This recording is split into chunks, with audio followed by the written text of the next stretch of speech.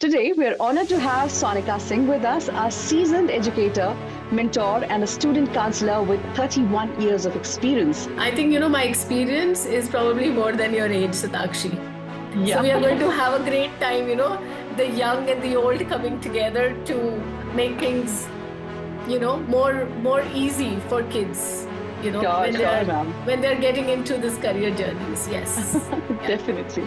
College transfers works very well for the kids because a number of years are not wasted. And moreover, Satakshi, I feel as an Indian student who is going abroad, we also have a lot of burden in terms of finances. So I Yeah. think college transfers is something, which is shouting and saying, I care. So I think, things are different now. And because things are different, there are so many opportunities there. It is time for us as a counselor, us as a parent, us as a student to actually go and find out these opportunities so that many years later, nobody says this, I wish I had a counselor. Hello, I'm Shatakshi, and welcome to AcadFly's podcast, where we explore global education, career pathways, and the strategies that make studying abroad seamless. If you're a student, parent, or educator looking for insights on international study options, you are in the right place. Today, we're honored to have Sonika Singh with us, a seasoned educator, mentor, and a student counselor with 31 years of experience in shaping academic journeys.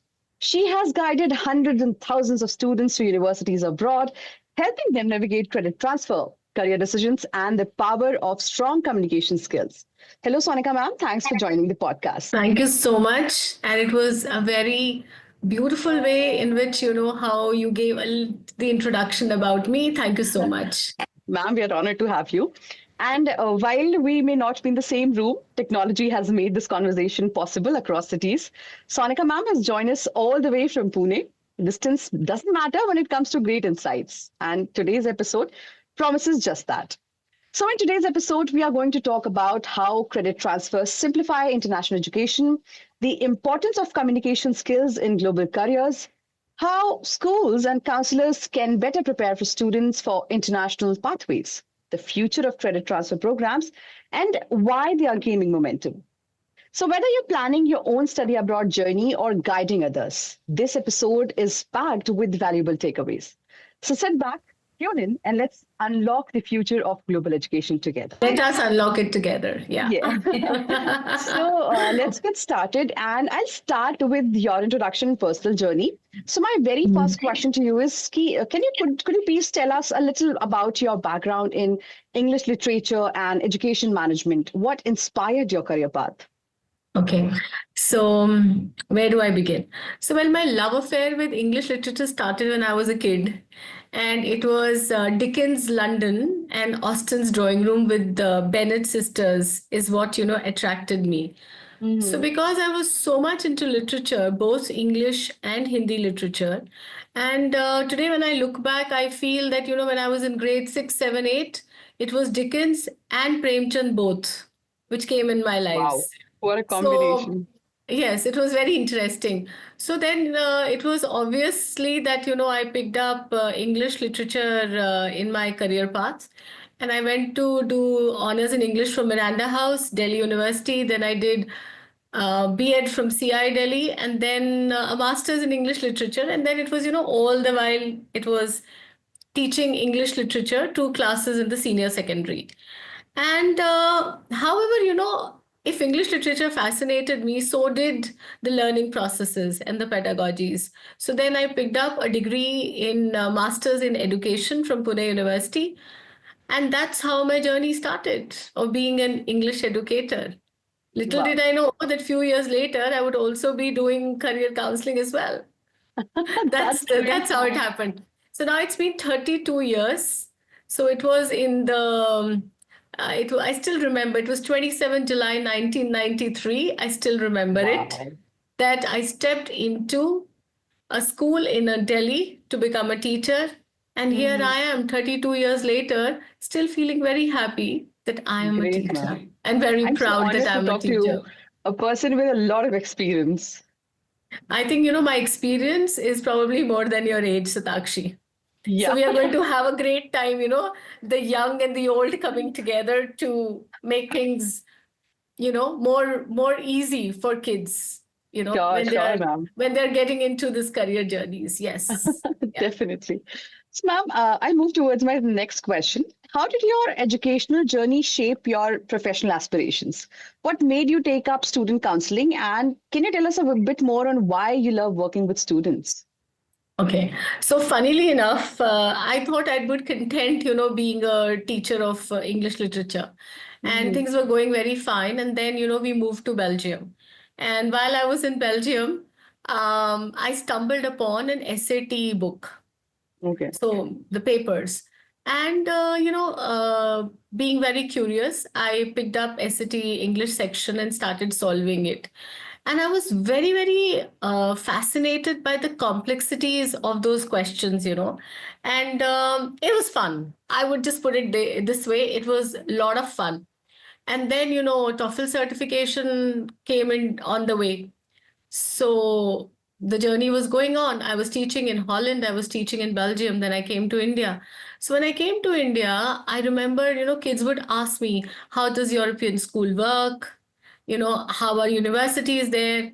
So that was, I think, one of the points, one of the things, which nudged me to, to start finding, more pathways and careers. Mm-hmm. And then in 2015, there was a student of mine. She told me that she would like to, pursue medicine in Poland. Okay. Now, doing, going to US or UK is still, commonplace. But going Yeah. to Poland was something, I had never thought of or I had never heard of because, Indians would not go to Europe so much. Mm-hmm. So that's where, my research journey started. And then, Okay. I started taking certifications. And here I am now, diving deep into something I'm so passionate about, and that is counseling. Because I think kids need more than just academics, what we do in classrooms. We have to Exactly. also help them make informed choices to go to their dream destinations. And I think there's Satakshi, people like you and me come in handy where we try to give our students some kind of informed choices and wherein, they are able to go and fly, isn't it? That's what Yes, is definitely. important. Yeah. Definitely, definitely. Great, ma'am. So, were there any pivotal movements in your career that led you towards education management and career counseling? So that's what I said, that first of all, my parents are actually US citizens and I would visit US very often. Then, because of this stint with US, with Europe, these things started happening that I decided to, dive deep into careers.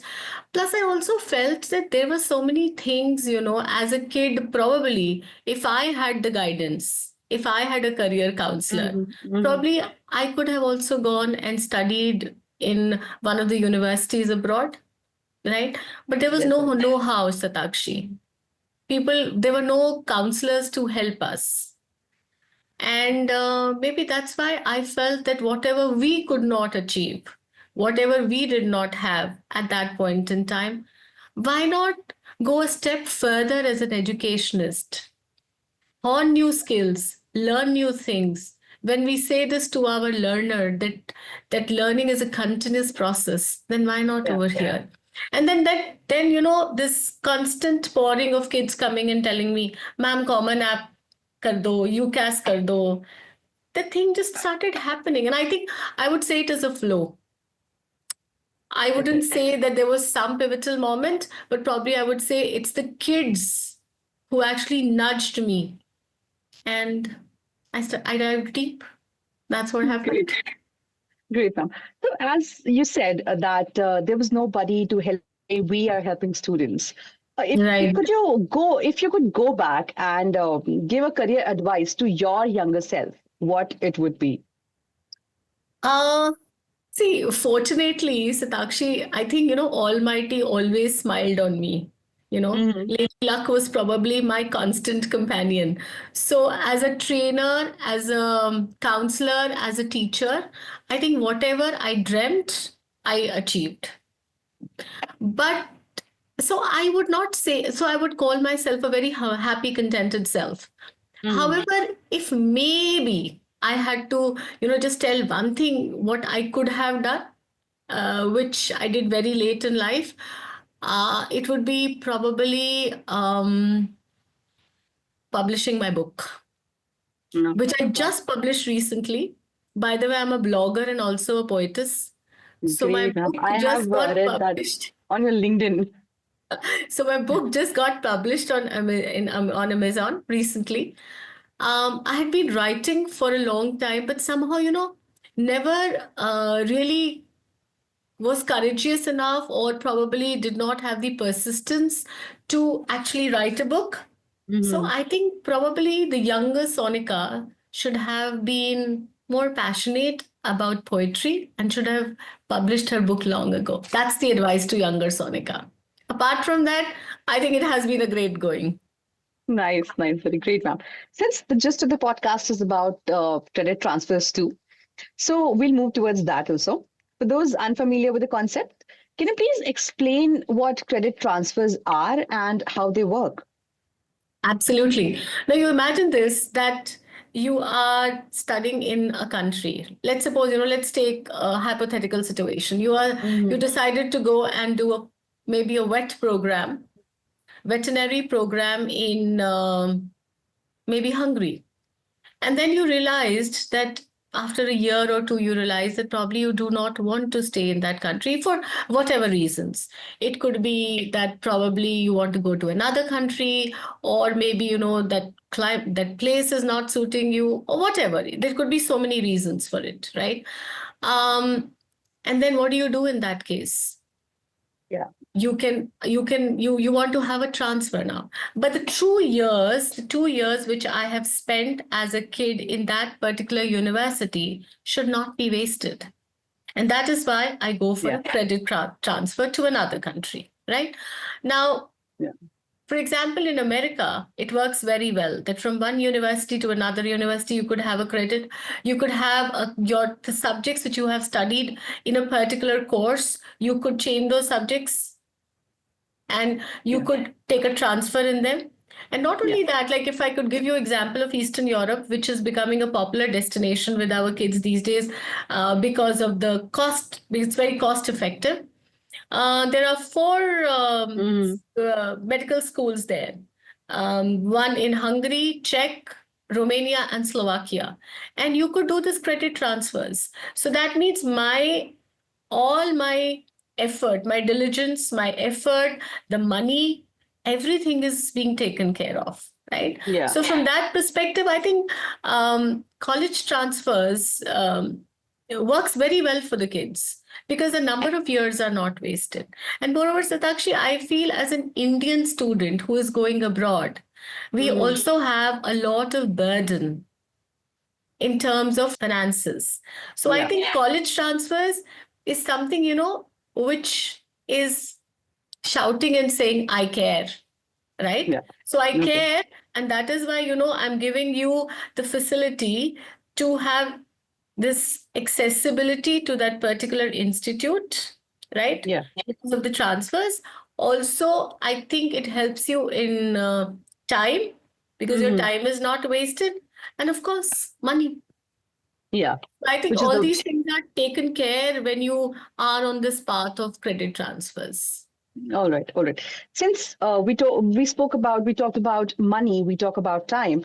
How do credit transfers help students maintain academic continuity across different education systems?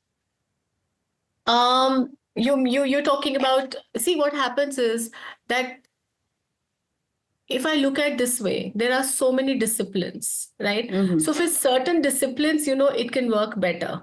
Like in the sense with subsistence subjects. So like if you pick up psychology, if you pick up economics, then that college transfer works very well. Yeah. Because most of the time, the course content would be the same, right? But when you're picking up subjects like engineering or medicine, in Mm-hmm. that case, it could be sometimes difficult. but not always. Yeah. Right? So I think even if my few credits are transferred, Mm-hmm. may not be all, still it works very well because it All right. does make the thing very cost effective. Wow. So That's good. I think from that perspective, I feel, see, there is not one size does not fit everything, Yeah. right? However, with the proper planning, and of course, if you have counselor with you, right? I think college transfers can be quite a good thing for a kid because it is Mm-hmm. helping you in so many ways. Yeah. Definitely. And I feel, like for example, I also feel that in today's world, more universities are working towards this process and they're trying to make this process easier. So, as I told you, initially, if I had a counselor, probably, I could have also done some kind of a different course. Like, see, I still remember, Satakshi, that when I went to DU to study, my favorite subjects were English literature and history. Okay. But there was no way, and economics, but there was no way that I could study English, history, and economics because in those days honor subjects were given more weightage. Hence I took honors in English, right? So Okay. if I go back in time, probably there was no one and no course to decide that Yeah. I could also, something like what we have liberal arts today, Yeah. right? Exactly. So I think, things are different now. And because things are different, there are so many opportunities there. It is time for us as a counselor, us as a parent, us as a student to actually go and find out these opportunities so Mm-hmm. that many years later, nobody says is, I wish I had a counselor, like the way I'm saying it to you. Yeah. Exactly. Exactly. So great, ma'am. Ma'am, my next question is that do you see certain disciplines benefiting more from credit transfer, or is this a universal advantage? I think it's a very good question because honestly, credit transfers are beneficial across disciplines. However, in case of some disciplines, it works better than the others. Like, for example, if I pick up a course in economics or psychology, then my credit transfer is much easier because usually the syllabus across countries would be approximately same. However, Mm. if I have taken a tricky course like medicine, engineering, then the credit transfer could become a little problem. But having said that, it does not mean that there will be no credit transfers. There will be some credit transfers. However, um, it is not the same fit for every course. So that is Mm. something you need to really research and find out beforehand, right? But I would Okay. still say a big yes to credit transfers because in most cases it works very well. Yeah. Yeah, definitely. All right, ma'am. Ma'am, now we'll move towards a portion where we'll talk about the role of language and humanities in global career. And on Right. that part, my very first question would be that you coming from a literature background, how do you think strong communication skills help students in international education? See, how I see it is this way is that communication skills for long was an unsung hero, right? But in today's world, if you see, communication is a very important 21st century skill. So whether it is a written communication or whether it is a spoken communication, communication Mhm. at every level is very important. The fact that actually you and I are using technology and communicating our views with so many people around is an Yeah, example that how communication today has become very important. So when I exactly. talk about written communication, written communication is not just that I wrote my SOP very well. Written communication is not just that I did probably, statement of purpose very well, or, my teacher wrote LOR very well for me. It doesn't end here. When you're going abroad, it is more than just academic class.